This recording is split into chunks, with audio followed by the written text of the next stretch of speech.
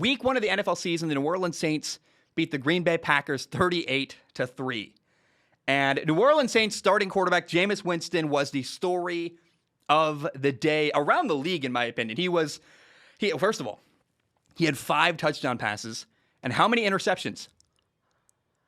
0, a big goose egg. Oh my goodness. Jameis Winston looked really, really good. And I was so happy for the guy. Like, yes, finally, Jameis, yes.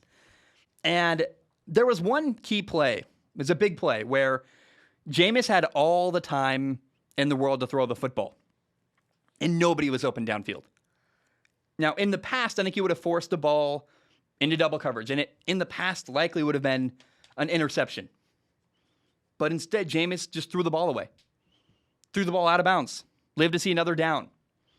And sometimes the best throws you can make are the ones that you don't make. Yesterday, we saw a calculated and patient Jameis Winston. I really believe that working with head coach Sean Payton in New Orleans is making him a better quarterback. And I love to see that, man. The potential here in New Orleans is unbelievable. Like, what he can do. I mean, Jameis adds an element to this football team and this offense that Drew Brees just couldn't do last year.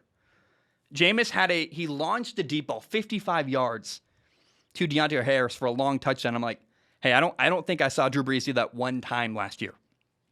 Jameis throwing 5 touchdowns is even crazier when you realize this fact. Most of the receivers that he was throwing to against Green Bay were undrafted. Only one receiver on the Saints' active roster against Green Bay was drafted. By the way, it was kind of weird. It was Ty Montgomery who got drafted by the Green Bay Packers. He only caught 1 pass for 5 yards. Every other guy was brought in as an undrafted free agent. The point is that Jameis Winston did that, and 5 touchdown passes against the Packers won their division, went to the NFC title game last year. Jameis had 5 touchdown passes with, basically undrafted receivers and didn't even have his best guy. Right now, Michael Thomas, their best receiver, is out with an injury. He's coming back at some point. I feel really good and really excited about Jameis Winston. So, now, another thing that's impressive about the Saints season opener is when you realize that the city was just decimated by Hurricane Irma. The team currently is operating out of Dallas. They're living in hotel rooms. Their families are out of school, and they all got moved. That's another big story here, is overcoming adversity. It kind of reminds me a bit of when the Saints were kind of trying to recover, and the city of New Orleans was trying to recover from Hurricane Katrina. And the Saints had a good year, uplifting that city. And I would love to see history repeat itself as New Orleans is trying to recover from Hurricane Irma. It would be so cool if the Saints had a great year and had a deep playoff run to be like, oh, that would be wonderful to see. Now, we got to talk about the Green Bay Packers. Oh, boy, it was a rough game for them. They lost 38-3. Aaron Rodgers, their quarterback, was straight up bad. He had 2 really ugly interceptions. He was 15 for 28 passing. 1 interception was in the red zone. The other interception was into double coverage vertically downfield. And he had constant pressure in his face. Receivers couldn't get open. He couldn't extend plays. And my question to this game, after watching them lose to New Orleans, is how is Aaron going to respond? This loss, in my opinion, is going to test his patience. And so far, Aaron has handled things really, really well. But can that keep up? Can that persist? The Packers had 2 rookie starting offensive linemen in this game. Left tackle David Bakhtiari is out. He's injured. Elgton Jenkins had to move from guard to left tackle. He's a good guard. Left tackle, okay, but you still have a weakness with... Someone criticized me. They're like, someone said I'm calling out Elgton Jenkins by saying, they need David Bakhtiari back. No, what I'm saying is they need to not have rookies starting on their offensive line.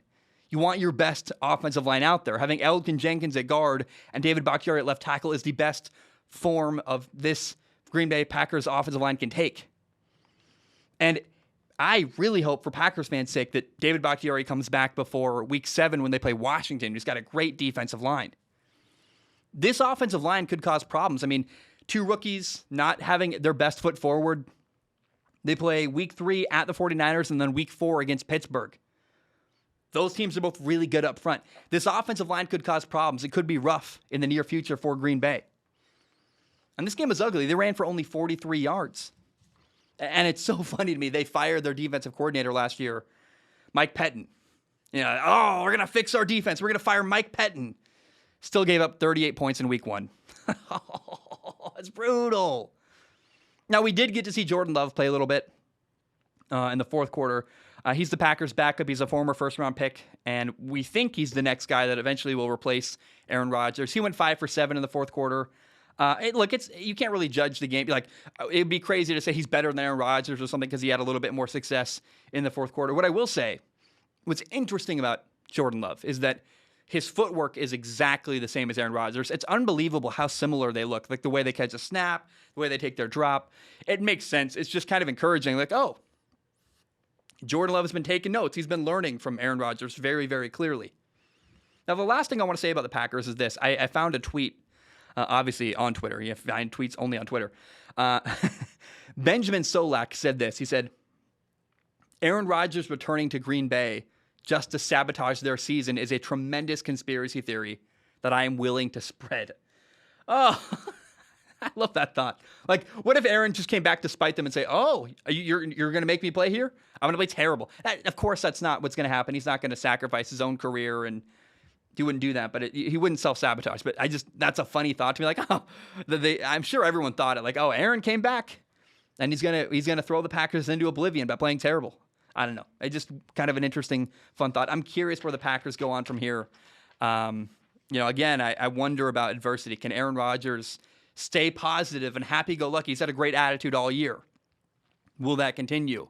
If the offensive line struggles, receivers can't get open, and they have problems, and they show dysfunction on film.